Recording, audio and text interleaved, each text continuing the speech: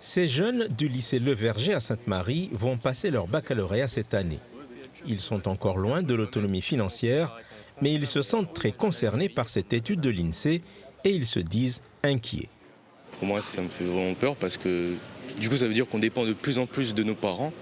Et moi, j'aimerais partir au plus tôt possible. Je trouve ça peut-être un peu inquiétant parce que malgré qu'on soit diplômé, qu'on ait obtenu notre bac, on n'est peut-être pas sûr de notre avenir, on ne sait pas trop, on n'arrive peut-être pas trop à se projeter. J'aimerais être autonome plus tôt que ce que les chiffres proposent, c'est-à-dire à 29 ans, c'est un peu tard pour moi.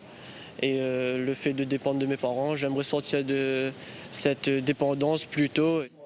Seuls 4 jeunes sur 10 sont autonomes à 29 ans à La Réunion, contre 7 sur 10 dans l'Hexagone. Des jeunes qui sont pourtant de plus en plus diplômés, un paradoxe qui s'explique selon l'INSEE. Les conditions de l'autonomie se sont durcies à diplôme égal pour les jeunes réunionnaises et réunionnais. Pourquoi ? Parce qu'on met un peu plus de temps à trouver un emploi, quel que soit son diplôme. Et les conditions d'accès au logement sont devenues aussi plus difficiles.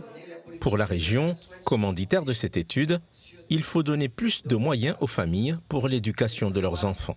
Nous avons quand même 38% de familles qui vivent en dessous du seuil de la pauvreté. Quand on a un peu d'argent et qu'on peut inscrire son enfant plus facilement et qu'il n'a pas besoin, même si nous avons des bourses.